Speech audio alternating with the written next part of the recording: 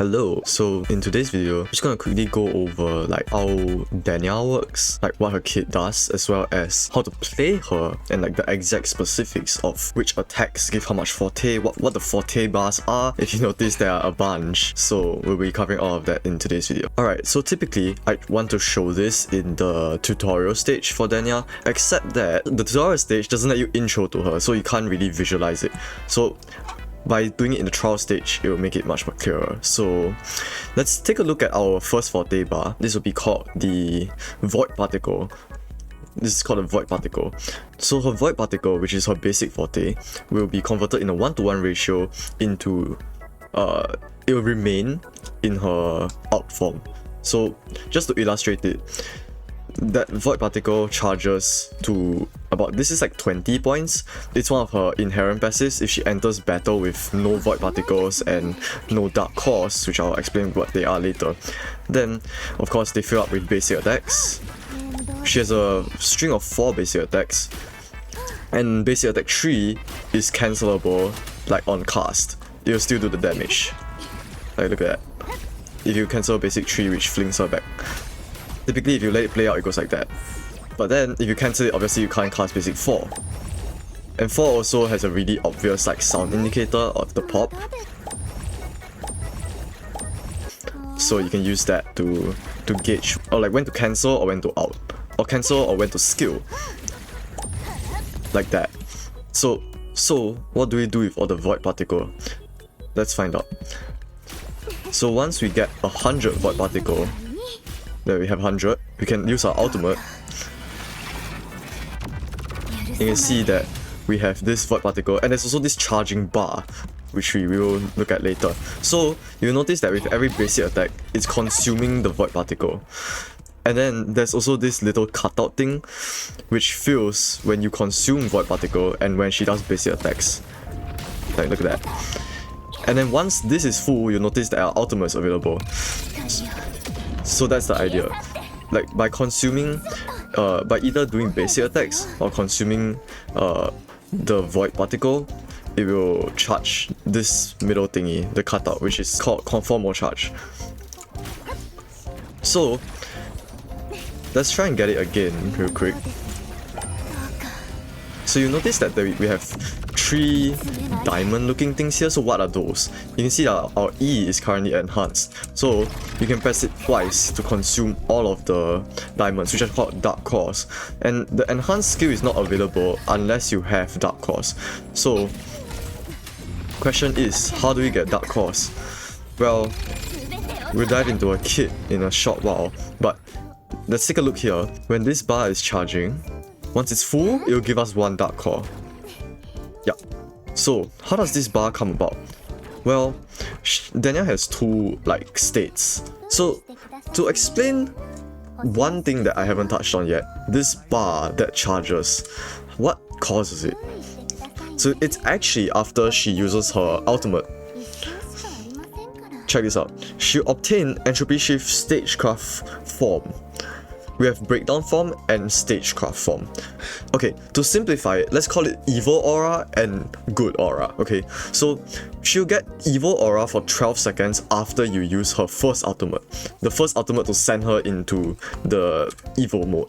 So she'll get evil aura, which essentially increases her attack by 30%. So it's for personal damage. And then after she uses her second ultimate, where she deploys the field and changes back to her cute mode, she'll get the good aura, which allows her to get 1 point of void particle per second. So to remind you, void particle is the base forte. So per 20-second rotation, you typically have about 20 void particle to start, and then her intro will put her around here, BA4 and skill. You get 100. So that's kind of the idea of how her forte is generated. And as you can see, she has the good aura. So the good aura will essentially, it will charge her normal forte, the void particle, and also, and here's the information about dark cores. So when in the entropy shift states, this is basically her evil aura or her good aura, either one works. She'll gain 1 dark core every 12 seconds. That's what this is, this bar. That's being in the aura for 12 seconds. So then she's gaining dark cores whenever it is reaching the end of the bar. Additionally, she gains 1 dark core when she intros, so that's why it's 3. Okay, that's why it's 3 when she intro just now. So, taking a dive into her kit specifics, we can see that Void Particle will allow the Conformal Charge, which is her cutout, to recharge 100% faster. The cutout, yeah. So one of Denia's main shticks is that she has incredible traction, which is grouping skills. So our idea here, as we can see, Denia can hold 100 points of conformal charge. So the rotation idea is essentially you want to get in, stack your Void Particle to max. So once you intro into Denia, you get the full forte, you release the ultimate, and then find a way to fill the cutout as quickly as possible. So then afterwards it comes to testing like how quickly, or like understanding how to fill it up quickly. So as you can see, casting the enhanced skill, this is Banish Breakdown from stage 2, is the enhanced skill with two charges. So the second skill will charge about 40 points, and then when doing her basic attacks while having Void Particle, she'll be able to charge the conformal charge as well. And if done correctly, this is what a quick rotation should look like. Also, we need to account for the fact that Denia's gonna intro. So let's see how much forte she will have when you intro into her. Just nothing, just intro. It's about 50, right? It's about close to 50, maybe like 45.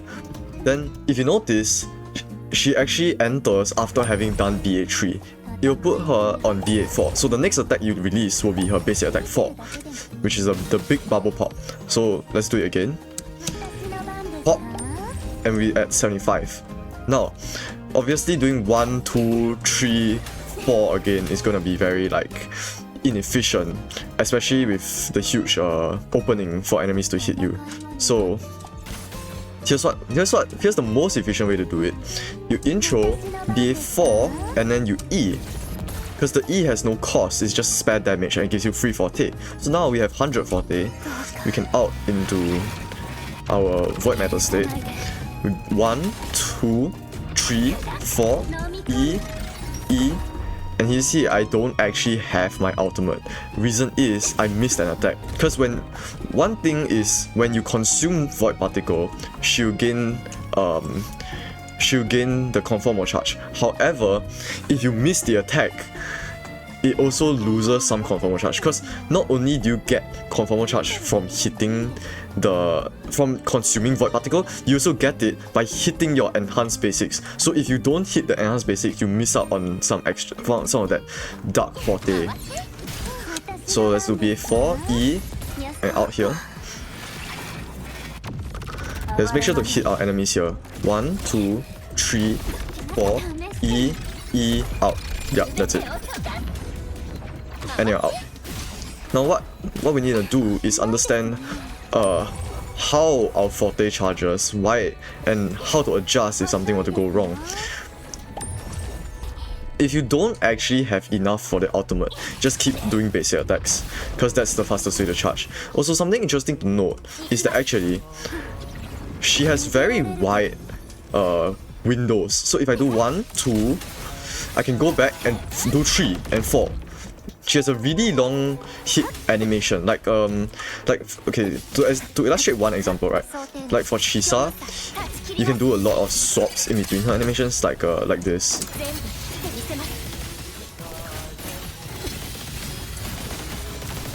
Like that, you can do like that. And for Denia, it's even better, because after 1 and 2, in this recovery animation, it actually counts as her still being in the BA2 state. So if I do 1, 2, 3, 4, she has a really large window on that attack. So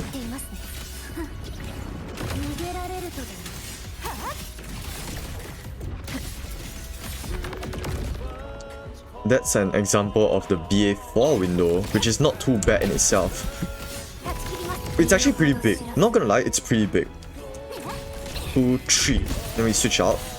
Go back and that's the 4. The 4 is the slam. The window is pretty big, so there's a lot of quick swap potential for Denia, honestly. One key point to note is also that her evo state doesn't actually expire when you switch her off the field. Of course, that's how any of this is possible to begin with. So key things to note is BA2 can lead into 3. It's a very big window. 1, 2, 3. And then we can finish up with 4 here, also a big window. So this is some information if you want to try and squeeze in some quick swaps, possibly with this exact setup. So yeah, honestly quite the straightforward kit. And also, of course, what do the Dark Claws actually do? The more you have, the more that the second stage of the E will do. Yeah.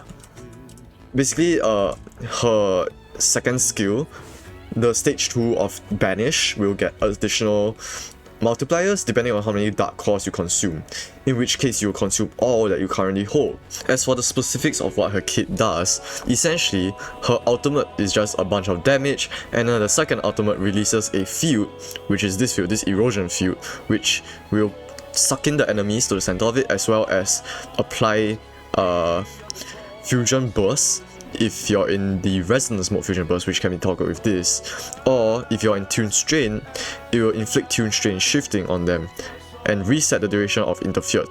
This is pretty good for like nuke teams. And her outro skill will change according to which mode you're in, either 60% fusion burst damage near the active resonator for the fusion burst mode, or increased all type damage amplification. And if it's a character that can inflict tune strain shifting, it will be 40% instead. So for Luuk, 40% essentially. And finally, this extra inherence trace, it will give different buffs depending on which mode you're in.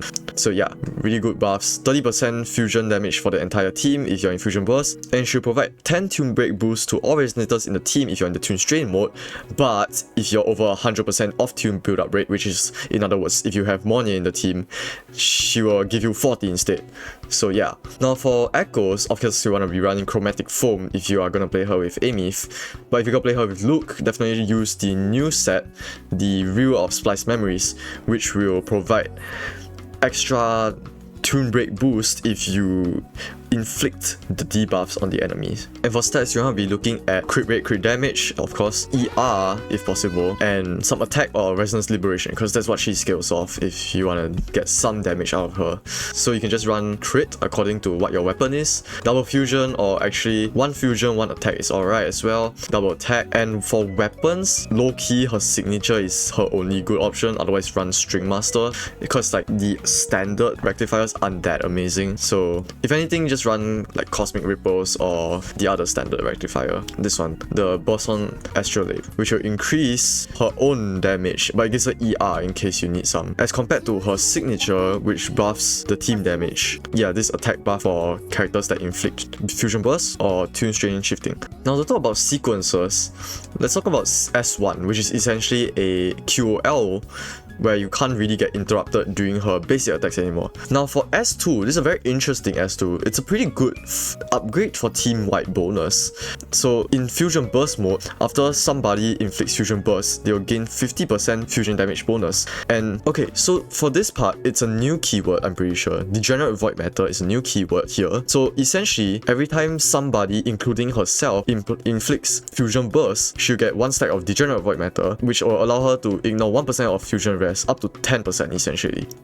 Then if she's in the tune strain mode, it will, after a resonator inflicts the debuff, they have increased tune break boost, and the off tune level of the enemy is instantly set to 100, meaning that it will instantly break the enemy. According to calculations, the fusion burst bonus is pretty good, while the tune strain shifting is not as significant, but still not that bad. And Banish gets an increased multiplier by 40%. So that's not too bad, because if we take a look, Banish has a 112% multiplier. And as you can see, each Dark Claw consumed increases it by 150%. So if you have 3, this is about 562% damage. So this will make that number go up by a little bit. Now S3 typically is gonna be the huge damage boost. And yes, it is true. She now does a lot more damage. So the multiplier of her second ultimate is increased by 80%. And now, instead of 3 dark core, she holds 5. So, while in the entropy shift state, so either the good aura or the evil aura, the shortest interval which she can obtain dark core is reduced to 6 seconds. So, meaning that instead of having to wait 12 seconds, you only need to wait 6 seconds, 6 seconds, 6 seconds, 6 seconds. So this is how you can reach the 5 limit. Because according to typical rotation speeds, you will be able to get all 4 stacks here.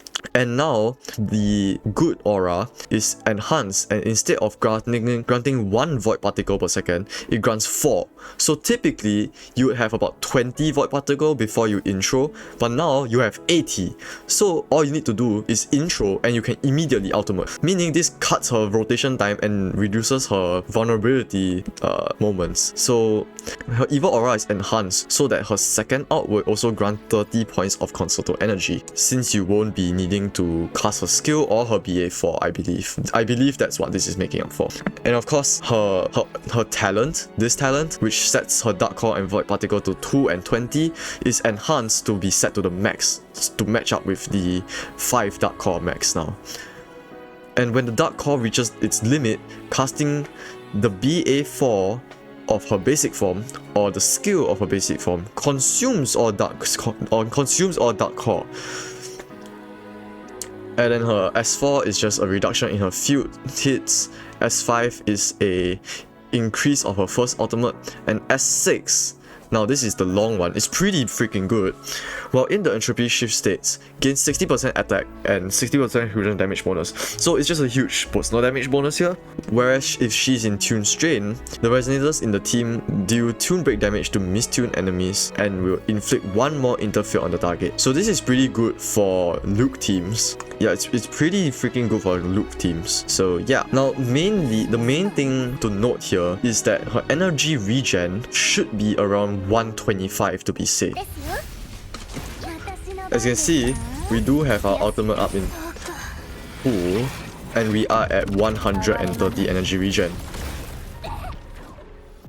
So now, if I were to change one of Denia's echoes and drop her energy regen just a little bit. So now we've dropped her energy regen to 119%. You'll notice that she actually has an energy problem in Matrix at the very least. You can see it's just a little bit shy. It's a little shy. As you can see, we have slight energy issues.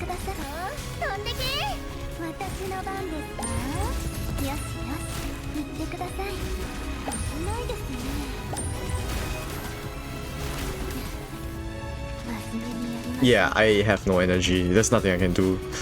So, one of the key points is that you have to make sure that your Denia has enough energy regen,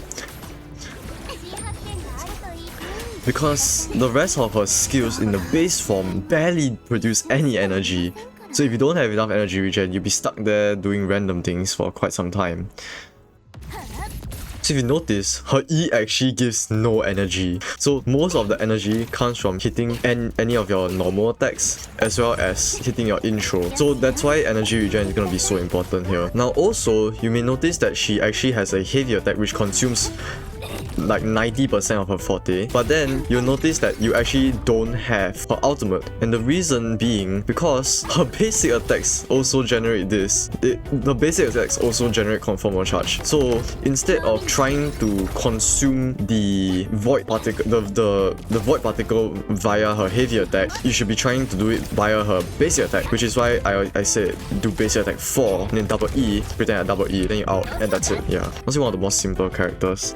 Now, some possible teams that Denia can fit in are teams like Luuk, Denia, and Mornier in the Tune Strain mode, Aemeath, Denia, and Chisa in the Fusion Burst mode, and Aemeath, Denia, and Lupa, of course, in the Fusion Burst mode. And then if you don't have Chisa, Shorekeeper is your next best option. No, Shorekeeper, verina is your next best option. So yeah, but mainly she mostly works with Luuk as well as Aemeath.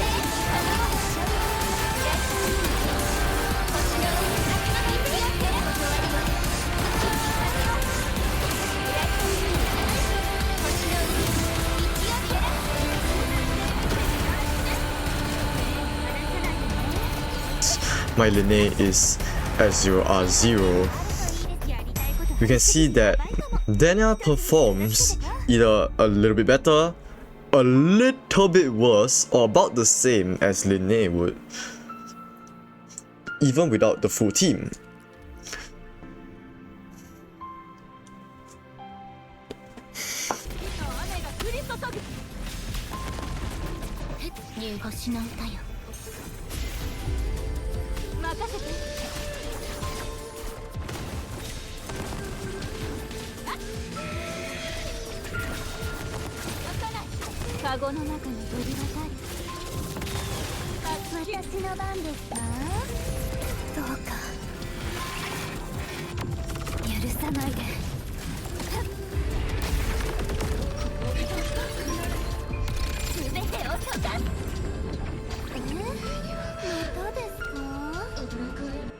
But yeah, that's basically the difference of S6 Denia.